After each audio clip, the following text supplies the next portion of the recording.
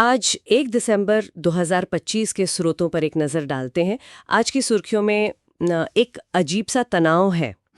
एक तरफ दिल्ली में एक सरकारी प्रक्रिया को लेकर राजनीतिक तूफान खड़ा हो रहा है और उसके डर लोगों को सीमा पार करने पर मजबूर कर रहा है। और दूसरी तरफ तमिलनाडु के तट पर एक असली तूफान, मतलब सच वाला तूफान कहर बरपा रहा है। बिल्कुल। और इन सब के बीच महाराष्ट्र से एक ऐसी कहानी है जो दिल दहला देती है और सोचने पर मजबूर करती है कि हम 2025 में जी रहे हैं या किसी और सदी में। बिल्कुल।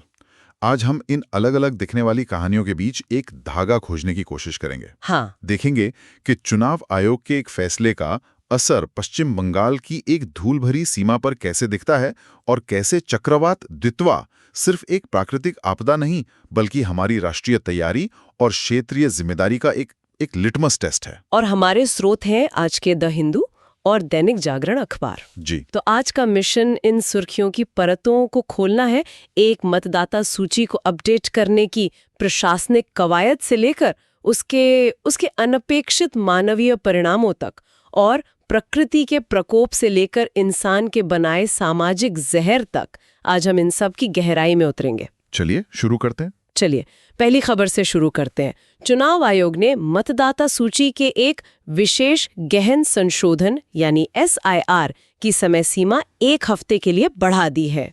वजह बताई गई है बूथ स्तर के अधिकारियों यानी BLOs पर गंभीर तनाव। ये सुनने में तो एक रूटीन प्रशासनिक खबर लगती है ना, लेकिन इसके पीछे बहुत कुछ चल रहा है। ये गंभीर तनाव शब्द बहुत महत्वपूर्ण है और ये प्रक्रिया बिल्कुल भी रूटीन नहीं है। अच्छा। ये 9 राज्यों और 3 केंद्र शासित प्रदेशों में 51 करोड़ मतदाताओं से जुड़ी है और यहाँ गहन या इंटेंसिव शब्द पर ध्यान देना जरूरी है। ओके। इसका मतलब है कि BLOs को सिर्फ लिस्ट अपडेट नहीं करनी है बल्कि कई मामलों में घर घर जाकर हर वोटर का फिजिकल वेरिफिकेशन करना पड़ सकता है। ओह, ये सिर्फ नाम जोड़ने या हटाने से कहीं ज्यादा बड़ा और मुश्किल काम है। मतलब ये एक तरह से जमीनी स्तर पर चुनावी जनगणना जैसा हो गया। बिल्कुल। शायद इसीलिए स्रोत बता रहे हैं कि ज्यादातर राज्यों में 2002-2004 के बाद इतने बड़े पैमाने पर ऐसा कुछ हुआ ही नहीं है। हाँ, लगभग 2 दशकों से इसे टाला जा रहा था क्योंकि ये प्रशासनिक रूप से बहुत बहुत भारी काम है। और यही वजह है कि विपक्ष इसे लेकर इतना मुखर है। बिल्कुल। संसद का शीतकालीन सत्र आज से शुरू हो रहा है और ये मुद्दा उठने वाला है। विपक्ष का आरोप है कि समय सीमा बहुत कम है, BLOs पर अमानवीय दबाव है और कुछ जगहों पर तो तनाव से उनके मौत की भी खबरें हैं। सही कहा। उन्हें डर है कि इस जल्दबाजी में कहीं बड़ी संख्या में असली मतदाता, खासकर गरीब और प्रवासी मजदूर, वो सूची से बाहर न हो जाएं। लेकिन चुनाव आयोग का भी अपना पक्ष है ना? हाँ, उन्होंने 184 पेज का एक हलफनामा दिया है जिसमें कहा गया है कि यह प्रक्रिया मतदाता अनुकूल है और इसका मकसद सिर्फ चुनावी सूचियों की शुद्धता बनाए रखना है। वो साफ कह रहे हैं कि इसका किसी की नागरिकता तय करने से कोई लेना देना नहीं है। तो अगर ये प्रक्रिया इतनी साफ सुथरी और अनुकूल है तो इसका जमीनी असर इतना उल्टा क्यों दिख रहा है? यही आज का सबसे बड़ा सवाल है। दिल्ली में दिए गए तर्कों और जमीनी हकीकत के बीच एक बहुत बड़ी खाई दिख रही है। कैसे? द हिंदू की एक रिपोर्ट हमें पश्चिम बंगाल के हाकिम पुखर सीमा पर ले जाती है। वहां से जो तस्वीरें आ रही हैं वे चौंकाने वाली हैं। क्या हो रहा है वहां? बांग्लादेशी नागरिक जो शायद सालों से भारत में बिना दस्तावेजों के रह रहे थे, अब SIR के डर से गिरफ्तारी और डिटेंशन सेंटर में भेजे जाने की आशंका से देश छोड़कर वापस जा रहे हैं। 1 मिनट, मतलब चुनाव आयोग की एक प्रक्रिया की वजह से लोग सच में सीमा पार करके वापस जा रहे हैं? जी हाँ। ये तो एक बड़ा मानवीय संकट लगता है। क्या हमारे स्रोतों में इसका कोई आंकड़ा है कि कितने लोग प्रभावित हुए हैं? सटीक आंकड़ा तो नहीं है, लेकिन रिपोर्ट बताती है कि ये एक लगातार चलने वाली प्रक्रिया बन गई है। लोग सोशल मीडिया पर वीडियो देखकर इस सीमा पर पहुंच रहे हैं जहां BSF उन्हें वापस भेजने में एक तरह से मदद कर रही है। अच्छा। यहाँ पर इरादे और असर का फर्क समझना जरूरी है। चुनाव आयोग का इरादा भले ही सिर्फ मतदाता सूची को ठीक करना हो, लेकिन देश में NRC और CAA को लेकर जो माहौल और चिंताएं हैं, बिल्कुल उसी की वजह से इस प्रक्रिया को शक की नजर से देखा जा रहा है। लोगों को लग रहा है कि ये किसी बड़ी प्रक्रिया का पहला कदम है और इसी डर की वजह से वे ये बड़ा कदम उठा रहे हैं। तो एक तरफ ये प्रशासनिक और राजनीतिक खींचतान है जिसका असर सीधे सीधे इंसानों की जिंदगी पर पड़ रहा है। हाँ। और दूसरी तरफ एक ऐसा संकट है जहां कोई राजनीति नहीं, सिर्फ प्रकृति का प्रकोप है और उससे लड़ने की इंसानी कोशिश। चक्रवात दितिवा। हाँ, तमिलनाडु में चक्रवात दितिवा बिल्कुल यही कहानी कह रहा है। बिल्कुल। चक्रवात दितिवा ने तमिलनाडु के तटीय इलाकों में काफी तबाही मचाई है। 3 लोगों की मौत की पुष्टि हो चुकी है। लेकिन जो आंकड़ा मुझे सबसे ज्यादा परेशान कर रहा है वो है 56,000 हेक्टेयर में फसलों का पानी में डूब जाना। ओह, ये तो बहुत ज्यादा है। ये सिर्फ एक आंकड़ा नहीं है, ये हजारों किसानों की साल भर की मेहनत और उनकी रोजी रोटी का सवाल है। 2300 से ज्यादा लोग अपने घर छोड़कर राहत शिविरों में हैं। लेकिन इस तबाही के बीच हमारा आपदा प्रबंधन तंत्र जिस तेजी से हरकत में आया है वो भी काबिले तारीफ है। हाँ, बिल्कुल। भारतीय वायुसेना के C-17 ग्लोब मास्टर जैसे विशाल विमान एनडीआरएफ की टीमों और 35 टन राहत सामग्री लेकर महाराष्ट्र और गुजरात से चेन्नई पहुंच चुके हैं। इससे पता चलता है कि हमारा डिजास्टर मैनेजमेंट सिस्टम कितना कोऑर्डिनेटेड और फास्ट है। सही बात है। जैसे ही जरूरत पड़ी देश के एक कोने से दूसरे कोने तक मदद पहुंचा दी गई। इसका मतलब है कि राष्ट्रीय स्तर पर एक कमांड सेंटर है जो रियल टाइम में हालात पर नजर रखे हुए हैं और संसाधनों को सही जगह भेज रहा है। एक ऐसी मशीनरी है जो संकट के समय बेहतरीन काम करती है। बिल्कुल। लेकिन इसी तूफान ने पड़ोसी देश श्रीलंका में जो तबाही मचाई है वो आंकड़े दिल दहला देते हैं। ओहो। वहां तो स्थिति बहुत खराब है। वहां कम से कम 334 लोगों की मौत हो चुकी है और 370 लोग अब भी लापता हैं। एक ही तूफान दो देशों में इतना अलग और विनाशकारी असर क्यों? इसके कई कारण हो सकते हैं। पहला तो ये कि तूफान ने श्रीलंका के पहाड़ी इलाकों जैसे बडूला, कैंडी और नुवारा एलिया में ज्यादा तबाही मचाई, जहां लैंडस्लाइड का खतरा ज्यादा होता है। बिल्कुल, भूस्खलन का खतरा बहुत ज्यादा होता है। दूसरा, वहां की पूर्व चेतावनी प्रणाली और बुनियादी ढांचा शायद उतना मजबूत न हो। और तीसरा, सबसे दुखद पहलू यह है कि इसका सबसे ज्यादा असर आर्थिक रूप से कमजोर मलया तमिल समुदाय पर पड़ा है, जो इन पहाड़ी ढलानों पर रहते हैं। और यहीं पर भारत की भूमिका एक बार फिर सामने आती है। हाँ, ऑपरेशन सागर बंधु। हमारी वायुसेना सिर्फ तमिलनाडु में ही मदद नहीं कर रही, बल्कि ऑपरेशन सागर बंधु के तहत श्रीलंका में फंसे 300 से ज्यादा भारतीयों को भी निकाल कर ला रही है। हाँ, और ये भारत की बढ़ती क्षमता को दिखाता है। एक ही समय में घरेलू आपदा से निपटना और अपने पड़ोस में एक मानवीय सहायता मिशन को भी अंजाम देना। बिल्कुल। ये दिखाता है कि भारत इस क्षेत्र में सिर्फ एक आर्थिक शक्ति ही नहीं, बल्कि एक जिम्मेदार और भरोसेमंद फर्स्ट रिस्पॉन्डर भी है। हमारी नेबरहुड फर्स्ट नीति का एक व्यवहारिक प्रदर्शन। सही कहा। तो ऑपरेशन सागर बंधु दिखाता है कि कैसे सिस्टम बेहतरीन तरीके से लोगों की जान बचा सकता है।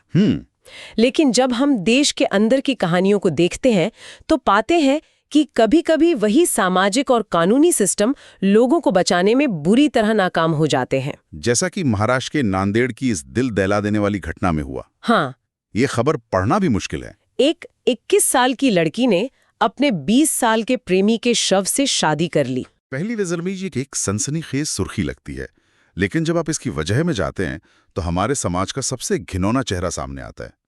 लड़की का आरोप है कि उसके प्रेमी की हत्या उसके ही पिता और 2 भाइयों ने की। और वजह दोनों अलग अलग जातियों से थे। यह सिर्फ एक परिवार का मामला नहीं है। यह दिखाता है कि 2025 में भी कानूनी सुरक्षा के दावों के बावजूद समाज के कुछ हिस्सों में जातिगत शुद्धता को व्यक्तिगत स्वतंत्रता और यहाँ तक कि जीवन से भी ऊपर माना जाता है। हाँ, लड़की का शव से शादी करने का ये कदम सिर्फ विरोध नहीं, बल्कि उस सामाजिक ढांचे को एक शक्तिशाली चुनौती है जो उसके प्यार को अवैध और दंडनीय मानता था। बिल्कुल, ये एक प्रतीकात्मक विद्रोह है। वो कह रही है कि तुमने उसे मार दिया, लेकिन हमारे रिश्ते को नहीं मार सकते। और उसकी अगली मांग तो और भी असाधारण है। वो अपने ही पिता और भाइयों के लिए मौत की सजा मांग रही है। तो ये सिर्फ न्याय की मांग है या उस परिवार से पूरे तरह नाता तोड़ने का ऐलान भी है? मुझे लगता है ये दोनों है।